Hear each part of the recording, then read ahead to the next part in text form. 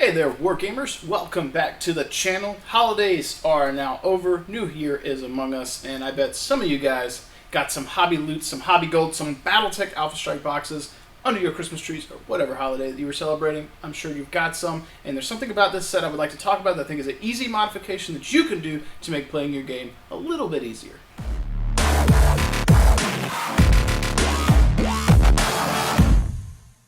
Before we get into that, if you are new here, make sure you hit that like and subscribe. We are aiming to hit over 2,000 subscribers. We are very, very close, and I could not do that without you guys hitting the like and subscribe button. Hitting like in particular and sharing with your friends really helps the algorithms, helps get the channel in front of more people, and the Battletech community is underserved in regards to content, in my opinion. So I'd like to be a part of that community, help grow the game, and help cast a light into the darkness that is the wargaming world, and be kind of a lighthouse to bring people into Battletech. We need you. We need you. Forget all the other games. We need you in Battletech, particularly Alpha Strike. Classic's okay. Alpha Strike's where I'm at. If you guys are watching the channel, you know that. So that said, I do want to talk briefly about the Alpha Strike box set. In particular, one aspect of it that I think is a good addition, but it's something that is very difficult to visualize on the table and can create some scenarios where you might have arguments with your opponents. And that is the trees. So in the box set, they tell you to take the trees, they tell you to set them up as like a trio, and you kind of end up drawing a triangle with your trees, and you're supposed to extrapolate where the border might be. So lines of sight that go through it, lines of fire that go through it. Is your mech in it? Is a unit getting a cover save or a through woods bonus or modifier for the trees? And now you kind of have to figure that out. So there are a few options that you can use to make this a little bit easier, and one of those is to use some foam board or foam core, something like that. But because I work at Death Designs and I have access to lasers, I cut some stuff out of MDF. So I want to zoom in and show you guys this, and it's a really small and easy thing you can do to make using the trees a little bit easier on you for your tabletop games. So as I mentioned before, they tell you in the rule book for the new like rules insert for Alpha Strike, it's the quick start rules. It's not the full rules, but this does do a lot for you. If you're getting an Alpha Strike, this will get you a good part of the way there. Maybe not quite fully across the goal line there, but it's going to get you. It's going to get you in the red zone. You're going to be trying to score you some wins in some games. But I digress here. As you guys know, you've come to be used to me rambling. As I was mentioning before, they recommend setting these up in like a trio and drawing a triangle so that you have a rough approximation of where the border of these trees would be. And like I had mentioned before, determining line of sight and fire through those can be a little bit problematic. An opponent might have an argument. Who'd have thought it? You have arguments during games. My model can see you, my can't shoot this, we can shoot that, what the dice rolls? That stuff happens. One way to clear that up is to add a base plate to these. As I mentioned, you can use foam core. You can use cardboard or something, but the foam core is going to be a lot more forgiving in terms of adding flocking or things on top to like really make this a base plate for trees. And in this case, as I mentioned, I've got access to a laser, so I made some out of MDF. Now, these are the base plates that I made here, and I roughly hit them with a rattle can spray paint. They're a little bit more blue than I intended, but whatever, it'll serve its purpose. If I had more time or was really wanting to go for full immersion, you might use a little bit of watered down PVA glue. That's Elmer's glue for people who aren't sure. White glue. You would come in with some of that, and then you'd sprinkle some flocking like what's on this board here. On top of that, shake it off, let it dry, and then you have something that looks like the foliage or grass or something in the woods.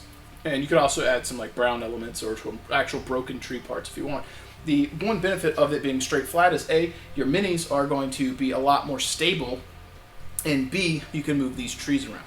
So instead of drawing a triangle and trying to imagine where the border is, I made two kind of small and like a large/medium footprint here, and I was like, hey, boom, boom. Well, it fell. Also, a little dab of glue to hold these is good, especially if you're not going to take them apart a lot.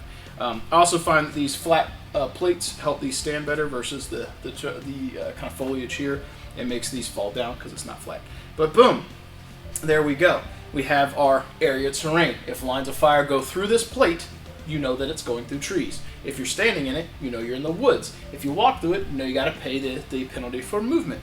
These, you might not put three, that's kind of the thing with these. They give you a couple of, or two trios of trees, and then two duos. So I made, instead of using three and trying to extrapolate, I made 2 small plates, and I'll just be like, here you go. There is tree number, wrong one, the screens are. Here's our kind of autumn orange trees. There we go. Here is our yellow trees. There we go. So it's a smaller plate. And here's our larger plate, and we'll put the 3 remaining light green trees on that one. And now, again, when you're walking through these, you're firing through these, or you're trying to play on the tabletop, that one really does not want to stay, folks. This is why a little dab of that glue will go a long way. There we go. But now when you're trying to use these functionality-wise, there's a lot less interpretation or things left for you guys to figure out. It's either it is or it isn't. So I think that is very easy. The other thing that's really nice is if you have to move through, these trees aren't literally here. It's this area terrain is meant to be a rough approximation of what trees would be. So if these trees are too close and a mech can't walk through, you just move the trees. These 3D elements are meant to let you know that if you're in this plate or lines cross it, you reference the trees portion of the rulebook. So I think this is really easy. It's something you guys can do with a little bit of foam board or poster type board stuff you would use for doing a diorama at school, or if you have access to a laser cutter, you can use MDF. Now in the rulebook here, we do a quick little perusal. They also talk about enhancing your own terrain, and we can also show you guys here where they were talking about the trios, singles, and then they talk about actually making a base plate. So I'm not crazy. You can make a template. You can do a thing too. This one looks like they cut it out of felt. Green felt works. Check out your Hobby Lobby or Michael's or somewhere that might have railroad stuff, things like that. You can find felt of various colors that is good for like doing a base layer of foliage or your grass, things of that nature, so you can cut it and you can make a thing like that too. But they also have in here recommendations for doing water and roads or rough terrain. So use your imagination. Is this as thematic as the Battlefield in the Box stuff? No. That Battlefield in the Box stuff is super primo and really nice. But if you're in a hobby budget, this stuff right here, that's easy enough for you to do. It's not going to break the bank, and it gets you playing Battletech Alpha Strike very, very quickly and utilizing all of the rules for the terrain and the features.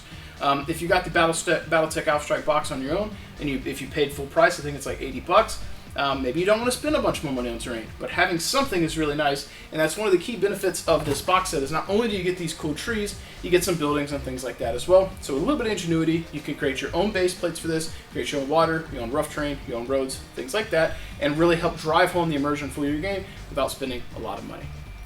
That being said, folks, I hope that this inspired you to do something useful to make these trees a bit more functional on the tabletop for you. If you enjoyed this video, hit that like and subscribe. Sound off in the comments below. And if you want to help support what I do, check out Fortress Miniatures and Games. He's a big sponsor of the channel. Helps support what I do so that I can continue bringing content to you guys. And if you want to further support me, check out the links in the description. I work for Death Designs. We create stencils, decals, models, terrain, all kinds of things like that. And there's a sweet, sweet coupon down there as well.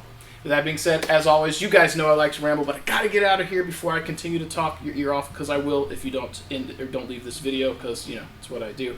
As always, keep rolling those dice, keep painting those models, and I will catch you guys next time.